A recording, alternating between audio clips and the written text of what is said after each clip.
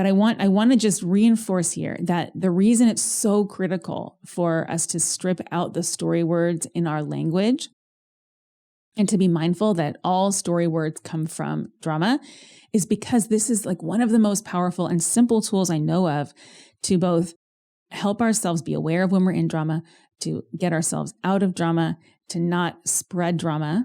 And I found when I'm nervous going into any kind of a conversation with a person or people, that this is one of the best tools in my toolkit I know of to be able to communicate about anything without feeling as nervous and without spreading any drama.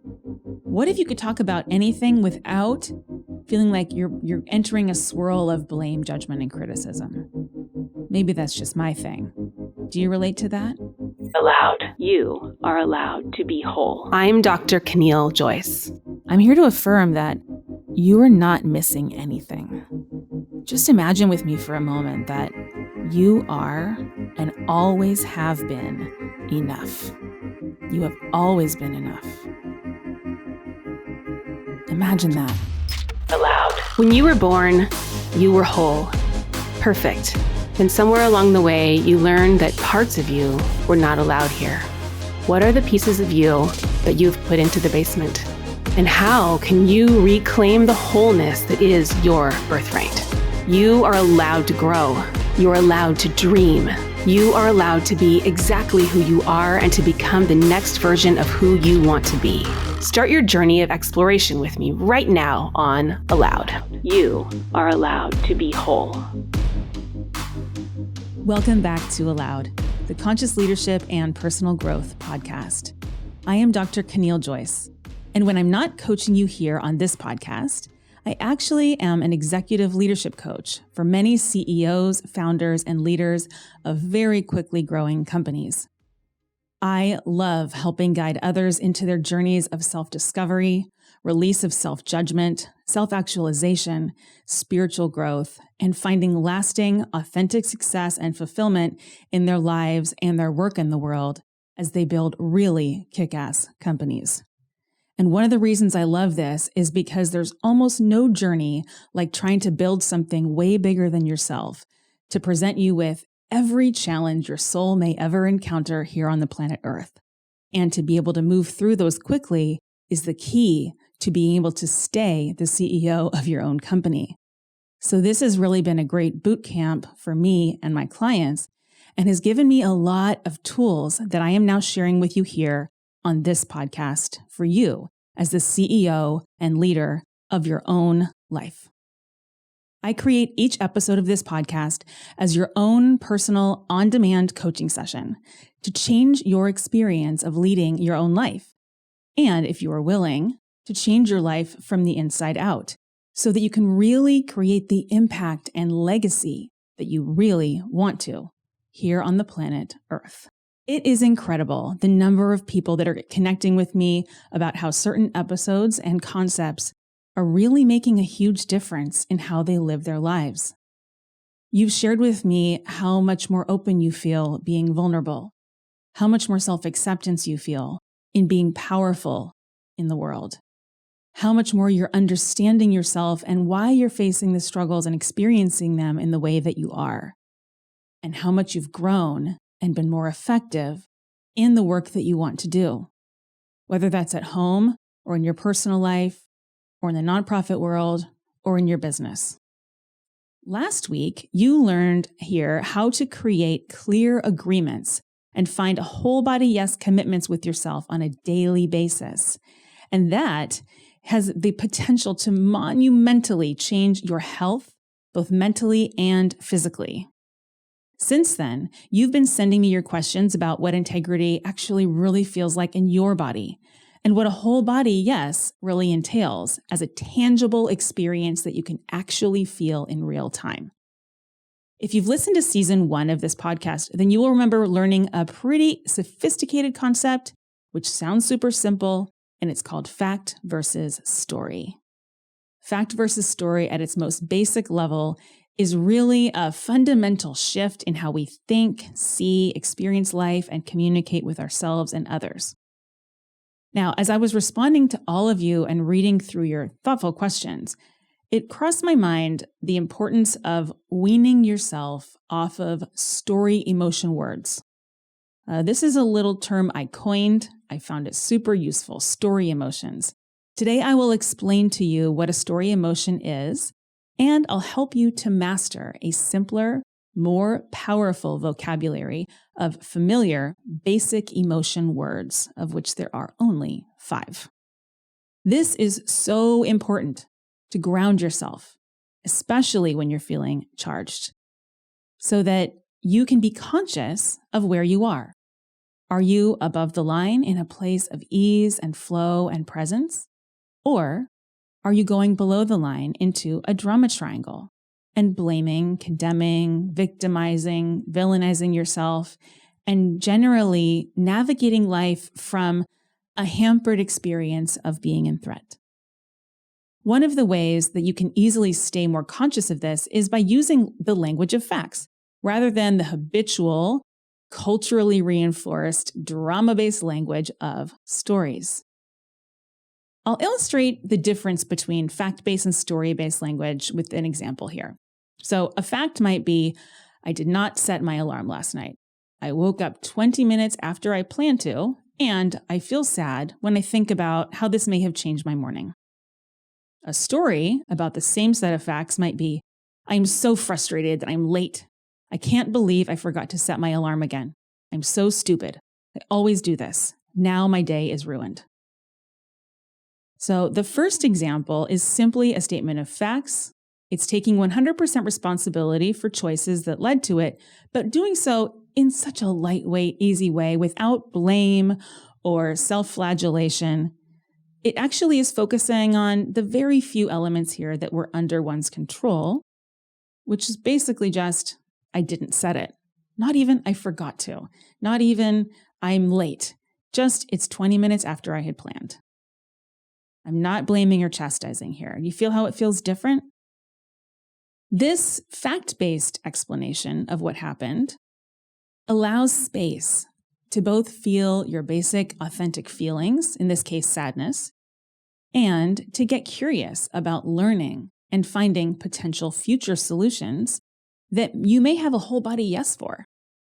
So we can actually narrow in our focus on the few things we can control and stop putting extra emotion and energy and drag that ultimately leaves us drained even by the end of 10 minutes of thinking that thought. I'd feel pretty drained, so that we can move through our lives in a productive, creative, learning-oriented way that actually is going to be tending to be filled with more joy, ease, and flow.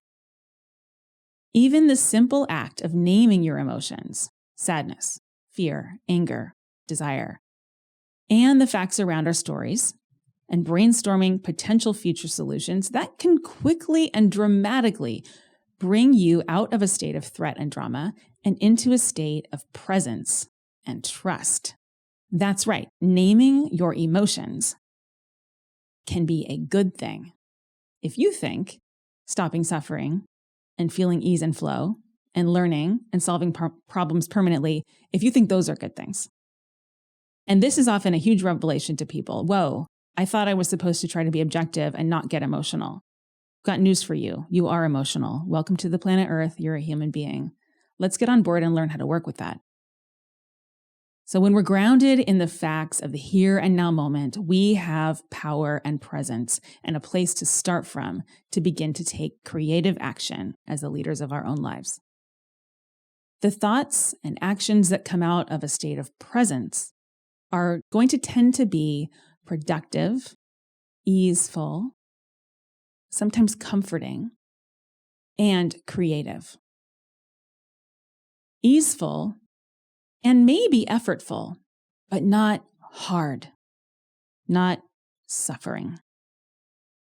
And even better, when we come from a state of presence, we are helping to stabilize our moods, to heal and repair our nervous system, and to bring us back into a place of clarity where we can be our most creative, our most calm and open, and to do our best work. Now, in order to get yourself really conscious about your language and the way that you speak, It is important to practice intentional speaking by using words that are grounded in facts when you're expressing something as complicated and personal as an emotion. And I emphasize intentional speaking here because this can sound deceptively simple. But when you apply it, especially from a state of threat, drama, or being triggered, you may find that it's actually really difficult to break out of story and maybe even out of thoughts and to focus just on the simple question of, what do you feel right now? From a very, very basic place. So I want you to listen to this with your head, but also I want you to practice it and try it on so that you can begin to do the work of growing and changing the way that you actually navigate those highly emotional moments. You will find breakthroughs there. Now, this is where the core emotions can become really key in helping you in the tricky but unbelievably rewarding practice of communicating with yourself and others in a language of facts. And yes, the fact that you have an emotion is a fact. Today, you'll be digging deeper into the core emotions and the role that they play in your body, your mind, and in successfully mastering fact versus story as a leadership skill. You are allowed to have feelings without justifying them or explaining them. You're allowed to feel your feelings all the way through to completion. And you are allowed to simply name your feelings and to listen and learn from them in a productive and meaningful way. Before we get started, if you go to aloudpodcast.com and sign up to be an Aloud Insider, then you will have instant access to the exclusive free bonus content that is released with each episode. This week, I'm giving you a simple audio walkthrough of this whole process that we're covering today. You'll be guided through a specific situation in your life, whatever situation is relevant for you right now, and you'll be guided in easily dissecting it into the core emotions of that experience. This is a very safe and supportive exercise that can help you to gain awareness and become empowered to understand your reactions and your feelings in a clear, simple, and actually objective way. A prerequisite for eventually permanently fixing the causes of your emotions should you choose to. In the future, it will be useful for you to do some creative problem solving, some learning, dismantling your stories, breaking out of drama cycles if you want to, but we don't and we can't skip ahead here because the first step, just as it is with my CEO coaching clients, is learning to feel your authentic, basic feelings. Please go download that now. It's only a couple minutes long, and it can really benefit you and everything that you touch. Sign up at aloudpodcast.com. Now, let's talk about fact versus story and what it means to be unarguable. What is a fact? Let's start there. This is a word we use a lot. However, I think a lot of us think that whatever our opinion is a fact, and that's just the normal human way of doing things. We're going to change that. We're going to get really, really specific and precise here today about what a fact is, because this is going to be so pivotal for you, and it's really worth trying this on. I'm going to propose that a fact is simply an objective report of the objective reality that you are observing. And you can observe this through your body senses and also your mind. So we have observations that are both in the outside world as well as our own inside internal world. Our observations of the outside world we experience through our senses. It's what we see, what we hear, what we smell, what we taste, what we touch. Our observations of the outside world also tend to be mediated by our mind, which gives these observations labels. So if I look across the room, I may see something like, for example, this room, I'm seeing a long orange thing. I'm calling it long. I see an orange thing almost up to where I can stop seeing. And my mind says, that's a curtain. It's an orange curtain. I'm calling it long. That's pretty subjective, but there is a curtain over there.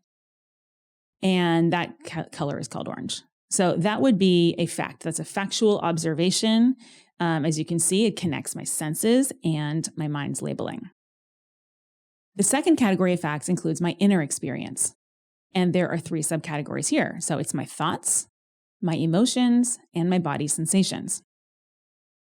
Let's start from the body because that's the one that we are born with first. It's the most simple and basic, and often through our adulthood, we separate more and more from our body. I can't tell you how many 50-year-old plus CEOs I've spoken with who can't figure out what they feel in their own body. It's a familiar and pretty normal experience of living in our really heady, brainy world. And I'm going to invite you to just dip back in and try this on. So right now, to find your body sensation, just notice what part of your body are you currently most aware of? Is it your toes? Is it, your right shoulder? Your fingers? Is it feel like it's in your guts? Are you most aware of something in your head or your face, your heart? So just find that place and just name it. Most aware of my right toes. Okay. Now, what is the nature of the sensation that you're aware of there? And sometimes this will end in ing, such as tingling, squeezing, relaxing, opening, swirling. You might feel cold or warm. You might feel burning. What is the actual objective nature of that physical sensation? I've noticed here a lot of executives like to then give me an explanation of why they feel that way. Well, I went to the gym and I'm pretty sore from this workout, or, my back is just always tight. So it's almost like, I don't want to even notice that I'm having this feeling because I've kind of accepted it as just how it always is. No, today, what is in this now moment, what is the body part you're most aware of? What is the nature of the physical sensation you feel? It just takes 2 words. Toes, cold, done. It's not that hard, right? You'd be surprised. All right, let's go to the emotion section. So my emotions, I'm going to give you 5 options. And this should make it easier, although you may notice that your ego begins to resist and fight back and make it more complicated than it needs to be. So just pick from these 5. Joy, sadness, fear, anger, and desire or creative feelings, or we can also call these sexual feelings. And that whole cluster of feelings contains things like creativity, inspiration, ambition, drive, desire, whatever word you feel most comfortable with there. Okay, so joy, fear, sadness, anger, desire. Which of those is most present in this now moment? Resist the habitual urge to explain or justify or understand the feeling or where you think it may come from. Studies have shown we actually have very little understanding of where our own emotions come from. So don't even worry about it. There's no judgment here, just whatever the feeling is. Great. Now, step 3 in naming our inner experience, checking in with ourselves. This is where we go into probably the most complicated of these categories, which is our thoughts. Most people I work with tend to be very, very much up in their heads. I think also culturally, we reinforce this idea that the only thing worth talking about are our thoughts. And so you may experience it yourself as a jumble of thoughts. Thoughts can include opinions, beliefs, stories, judgments, criticisms, things we need to do, thoughts about the present, the past, the future, how things are, how they should be. Next thought that you notice right now. Boom. What's the thought? My thought is, I'm noticing the words that are on the camera that I'm looking at here in my studio. So I'm noticing the word Zeiss and I'm noticing the word Sony. So it's, oh, my camera says Zeiss. That's my thought. Doesn't matter what it is. That's my thought. So now I'm aware of the 3 categories of my inner experience, right? My body sensation, my emotion, and my next thought. I have just checked in with myself factually. All of those things are facts. Now, can somebody come in and objectively validate that that's my experience? No. My internal experience is something that I am the only person that knows if it's objectively true, which is partly why it's so important for you to enter this with acceptance and allowance of whatever it is that you do find, so that you can reflect an objective, factual truth for yourself. And why this is important will become more obvious the more you practice this. Okay, so to review, facts include observations of the outside world that are objective, like a camera could record them, or our internal experience, our body sensation, our emotion, and our thought. Those are facts. Now, anything that is not included in that list is a story. Anything. So a story can include, I make up a story that this thing should be this different way than it is, or that, that I can make up a story that it's too hot in this room. The fact would be, I went out to the thermostat and I saw that it said it was 77 degrees in this room. That's a fact. It's an observation that I made with my eyes. My mind helped me encode it in words. And that's a fact. The story would be the opinion I have about it. It's too hot, or even it's hot. Not objectively true, not a fact. If you think about it, most of what we tend to talk about most of the time in our daily lives is story. Here's potentially the bad news, which just makes sense because we're human beings, is that stories usually come from drama, and they often lead us and invite us and pull us and others into drama. Even the most asinine of stories, it's too hot in this room. Can you hear how there's a little bit of judgment and blame in there? That's coming from the villain position on the drama triangle. Now today, of this whole fact versus story thing, the part I really want to zoom in on with you are core emotions. But I want to just reinforce here that the reason it's so critical for us to strip out the story words in our language and to be mindful that all story words come from drama is because this is like one of the most powerful and simple tools I know of to both help ourselves be aware of when we're in drama, to get ourselves out of drama, to not spread drama. And I found when I'm nervous going into any kind of a conversation with a person or people, that this is one of the best tools in my toolkit I know of to be able to communicate about anything without feeling as nervous and without spreading any drama. What if you could talk about anything without feeling like you're entering a swirl of blame, judgment, and criticism? Maybe that's just my thing. Do you relate to that? So today we're going to focus on core emotions, and this is why it's so important to subscribe in your player. If you have not done so yet, please open it, whichever player you use, Pandora, Spotify, Google. Open it up, hit subscribe, because we are going to go beat by beat through this whole entire skill of speaking unarguably over the course of this season. Let's focus again on core emotions and why they are different from the other emotions. So to review, core emotions are joy, sadness, fear, anger, and desire, creative feelings, sexual feelings. Other emotions that we often will use in normal daily language to describe how we feel might be, I feel anxious, I feel annoyed, frustrated, feeling guilty, feel embarrassed, ashamed, I feel pressured, I feel rushed, I feel judged, I feel blamed, I feel proud, I feel bored. These feelings all are story feelings. So they imply a story. They usually imply a story of what caused the feeling. Okay, what caused the feeling? So therein lies the story. Let's break down one of these to see how this can create some drama and confusion. So let's pick an example here. I feel blamed. So what might be the core emotion there?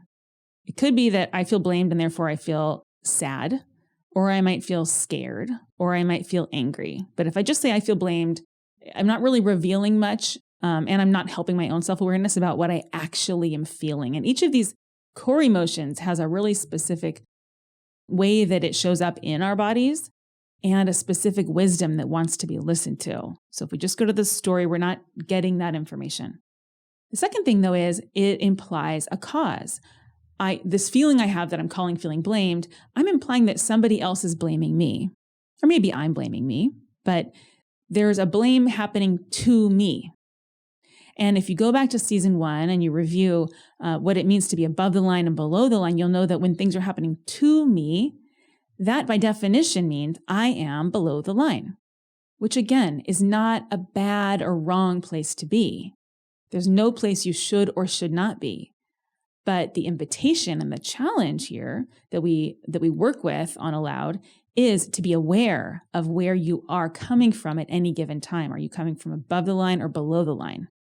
Below the line, things are happening to me, and I am essentially powerless to create solutions that are permanent, lasting, and alive.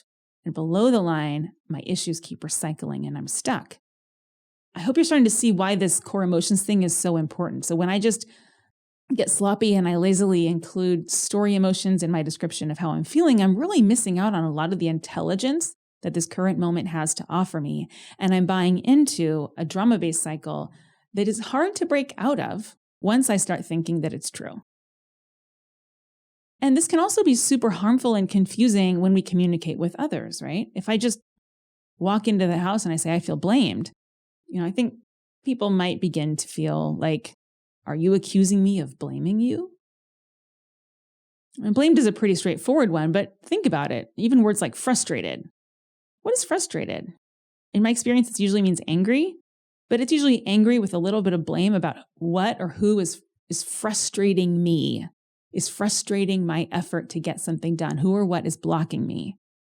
And I've worked with a lot of executives on this frustration thing, and we often find that it's an indicator that there's less than 100% responsibility being taken for the influence one could have in removing those blockers, or perhaps not taking responsibility for the role that you have in creating the blockers to begin with.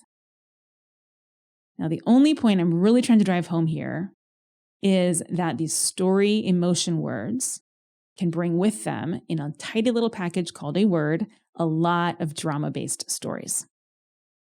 And the most powerful tool I know of is to just begin to use the simple, basic language that you learned when you were 4, sitting in your city library or, listening to your parents talk or watching television.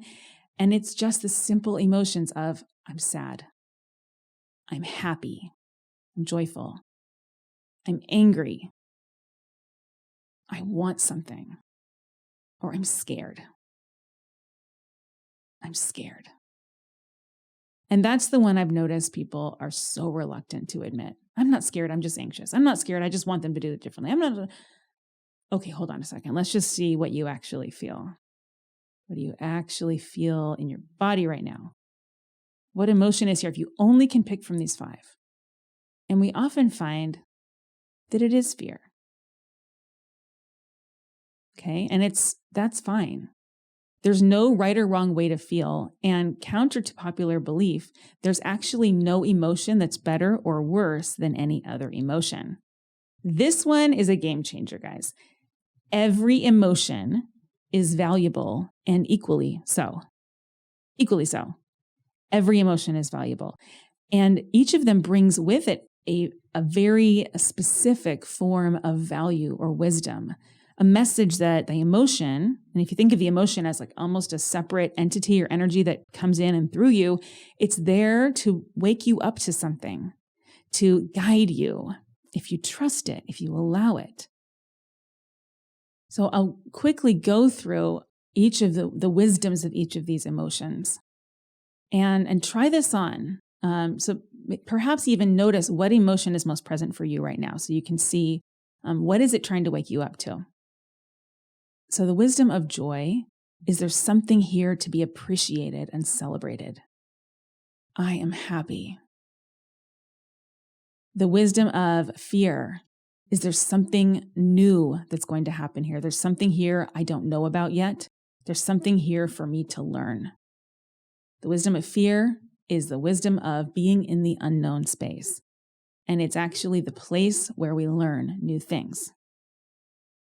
The wisdom of anger is there's something here that does not serve. There's something here that doesn't serve me, my people, my commitments, the things to which I am most deeply committed. The wisdom of sadness is something has been lost. There's something that has been lost that is to be grieved. Going back to the example at the beginning of this episode, I talked about I forgot to set the alarm last night, and I woke up 20 minutes later than I had planned, and I'm sad. I'm sad about how that changed my morning. So the wisdom there is something's been lost. Whatever I imagined could have happened in those 20 minutes has been lost. It's gone. Those 20 minutes are gone. I can't go back and get them back. But you notice also that there is a little story that drove that emotion, the story that whatever those 20 minutes was more valuable than the sleep. We'll get to that later. For now, I just want you to notice that every emotion here has a wisdom. The last of the 5 core emotions is desire, creative feelings, sexual feelings, that whole cluster there. And the wisdom of that is there's something here to be created. There's something new that's going to be born. Have you ever felt that feeling of inspiration? Like you go to a beautiful outdoor location, or you go to a museum, or you taste just heavenly food, or watch a heartbreakingly beautiful movie, or a hilarious comedy show. You listen to music that is divine and moves your soul. That feeling of inspiration is there's something that's being created here that wants to be born. And I want you to listen to that now as the wisdom is, it doesn't just get born from consuming the content. There's something new that wants to come through you, right? Beauty and inspiration, they move us. And this is the one I find we most often clamp down on, is because we don't trust that creative impulse. And we don't trust that sexual impulse to go and make something new. So I really invite you to start tuning into that one in particular. And we will be doing more work later in this season around creative resistance and how you can begin to find a way to work with creative resistance so that you can use inspiration to drive you. That's a topic for another episode. Now that you know what the 5 basic emotions are and you understand that there's a wisdom to each of them, my invitation for you is to live a life where you are committed to feeling your authentic feelings through to completion. What this does is it frees up your energy. It removes the friction of trying to control, manage, and clamp down on, or explain away, or avoid and escape your feelings. Again, feeling is just, it's energy that's coming in and through you and actually moves right through you and out of you if you allow it. And if you can listen to the wisdom of the emotion as it's passing through you, you'll begin to be guided to making choices, taking action in your life in ways that are insanely and divinely intelligent, that is easeful for you. So I want to invite you to try it, to actually feel your feelings when they show up, as big as they show up. How this was explained to me is that emotions are shaped like waves. They begin to slowly rise, they go up, and then eventually they peak like a wave and they come back down, and then another emotion wave comes and replaces it. And when allowed to peak and to be expressed and felt at their fullest, emotions actually only last about 90 seconds at most. You may have experiences that feel quite different from that. Maybe you're saying, I've felt angry for the last 2 years about my divorce. Or I've been annoyed with this person, for 17 weeks since they first got hired. Or I'm still sad about this thing.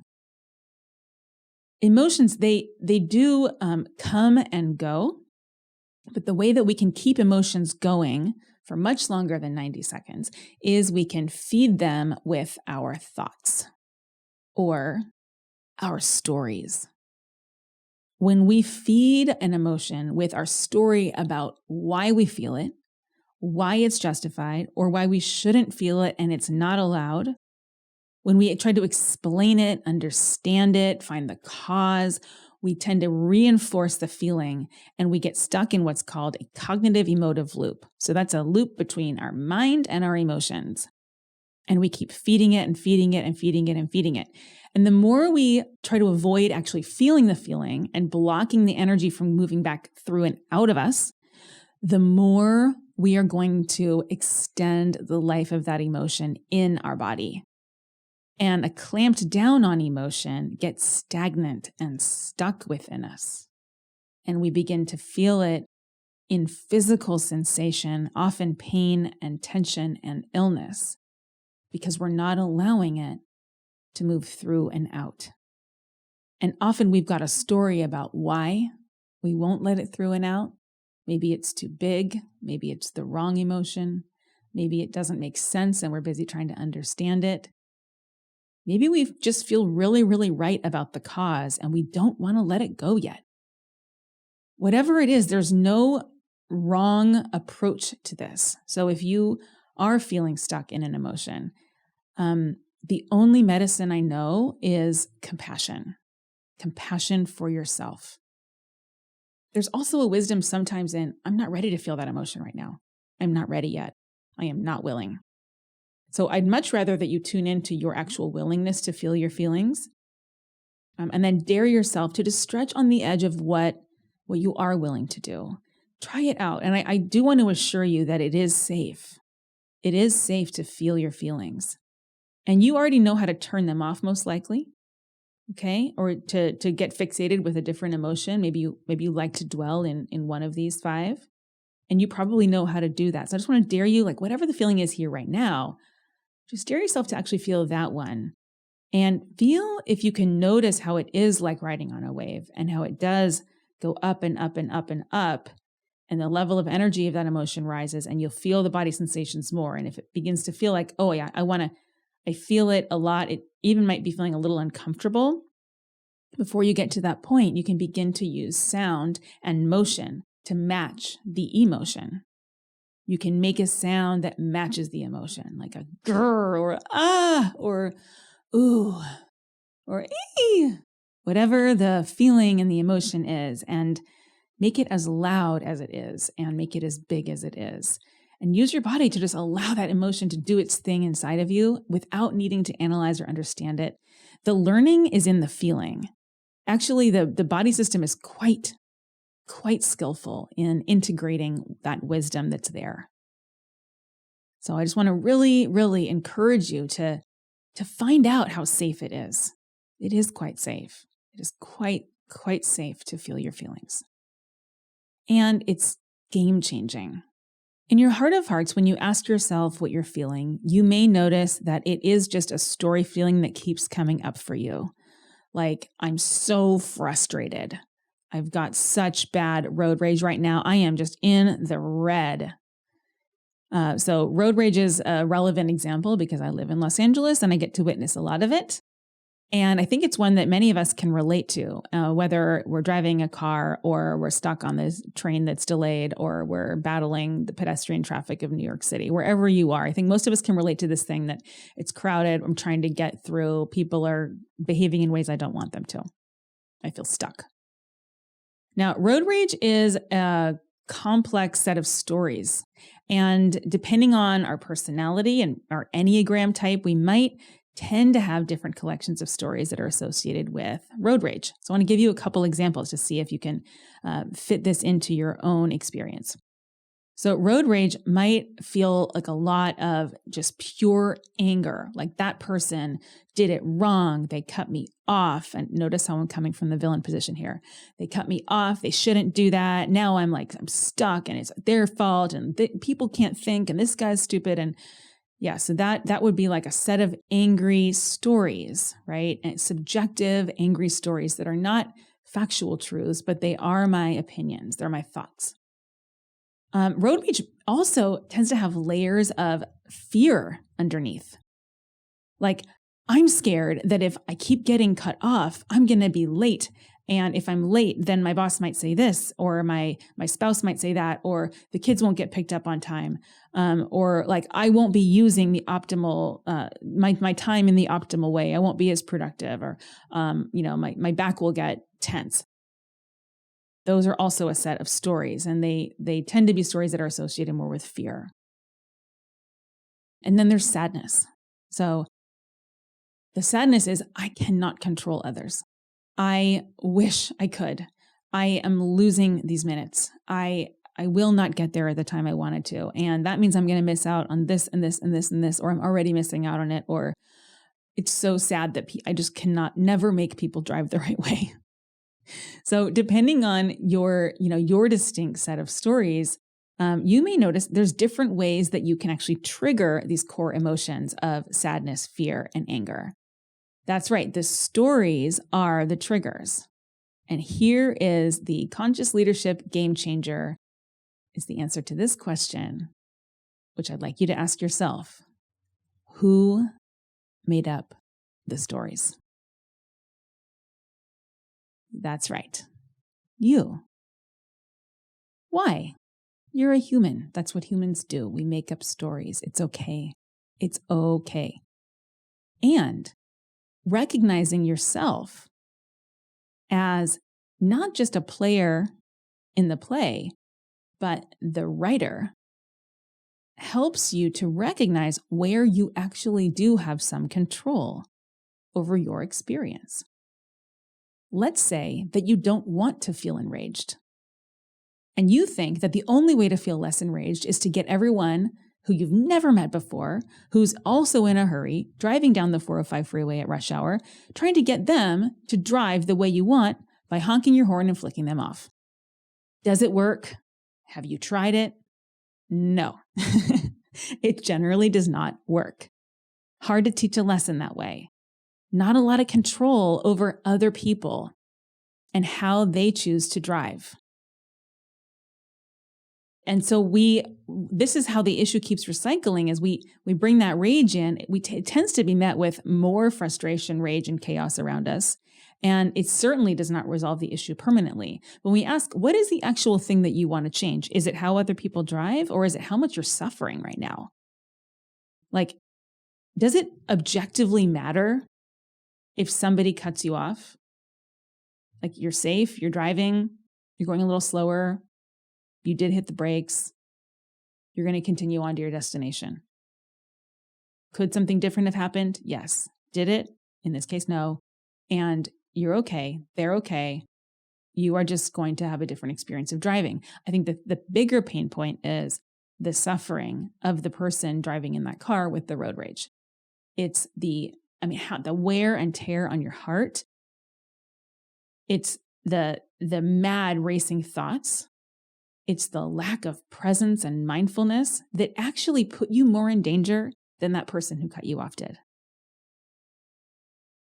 That's not a fun experience.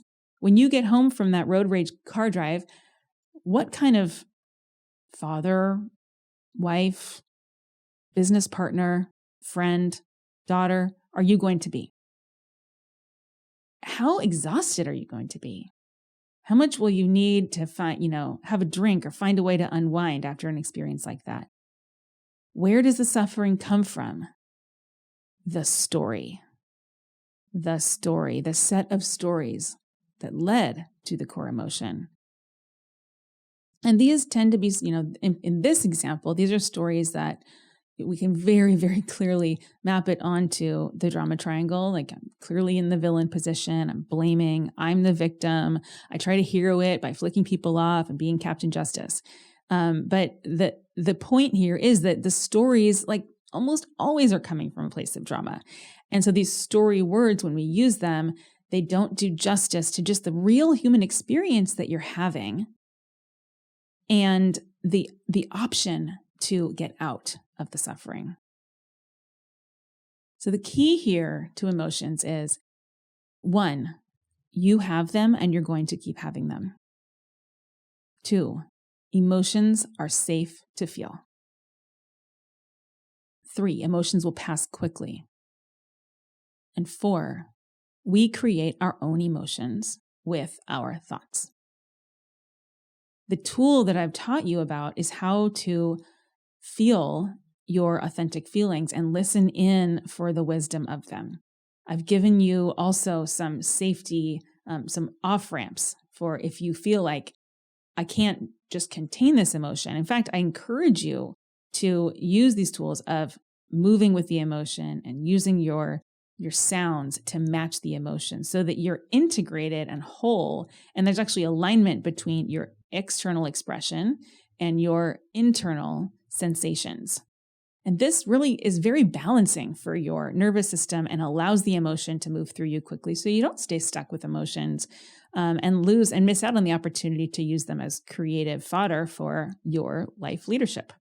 As a person who has often been called really emotional, maybe even too emotional, a person who's been called dramatic, highly sensitive, I really have found so much value in, both the tool of breaking out of really indulgent emotional cycles that I was allowing to control me because I was feeding them with my thoughts so much, but also in valuing the access that I do have as a highly sensitive, highly emotional person. I have this access to my emotional intelligence that gives me a great amount of ease in listening to the wisdom of my emotions. And wherever you fall on that spectrum of if you're a strong feeler, and this actually is connected with different Enneagram types, tend to have feelings that are longer and stronger than others, but still tends not to be any more than 90 seconds. But yeah, that just may be your makeup, is that you are a highly sensitive, highly emotional person. There is a wisdom, and all of us have now the tools to increase our emotional intelligence, to be more aware of what am I feeling at any given time. And also the tools to be able to listen to the wisdom of the emotion and to work with it and to be guided by the parts of it that we feel are valuable to listen to, as well as being able to maybe have more compassion and recognize emotions in others and listen for the wisdom there. Sometimes people don't say exactly what they mean because they can't figure it out. But if I can tell you seem like you're feeling angry, I can begin to then ask myself, what is it that's not of service for this person? And perhaps there's something that I can change about how I respond to them that helps us find greater ease in reaching a conclusion without judgment, reaching a creative solution. Maybe I can just give them what they need. Maybe we work together on it. Or maybe I recognize, I'm angry too. Let's debate. Any of these approaches is fine. All right. If you are already an Allowed Insider, then you can go deeper into this material right now with exclusive bonus content for this episode. Go to allowedpodcast.com to become an Allowed Insider if you're not one yet. And this week, I'm giving you a simple walkthrough of this whole process that we covered today, but we're going to apply it to a specific instance in your life, something that matters to you right now, where you notice you have some emotion. And this will help you to gain self-awareness, to become empowered to understand your reactions and your feelings in a clear and simple way so that you can choose to move forward intentionally and consciously lead your own life with the added wisdom of these core emotions. Sign up to be an Allowed Insider for free at allowedpodcast.com to get this bonus and future bonus exercises. Mostly, I'll be guiding you through them audio, so you plug in your headphones, you get started right away, and it's like a personal, on-demand coaching session right in your pocket. I also would love to point you to some additional resources. So I want to point you back to some episodes in season 1 that will be useful in connecting the dots for you. And if you've already listened to these, I encourage you to go back and review. And you'll notice, I think, that now that you've practiced applying, you'll understand these in a whole new way. Episode 58 was What is Integrity? Episode 39, I covered one of my favorite topics, the whole body yes. Episode 46 was where we did a deep dive into fact versus story, which we covered in the beginning of today's episode. In episode 63, called The Best Communication Ninja Skill, I talk about speaking unarguably. I teach you this skill of how to really communicate about anything to anyone in a way that is clean, clear, and drama-free. And guess what? It's all about using the language of facts, including the core emotions. That's it for today. Thank you for showing up for yourself and everyone that you influence. And I will see you next week. Become an Allowed Insider at allowedpodcast.com. Please follow, like, and share, and leave us a review. Let us know how you're doing with this material.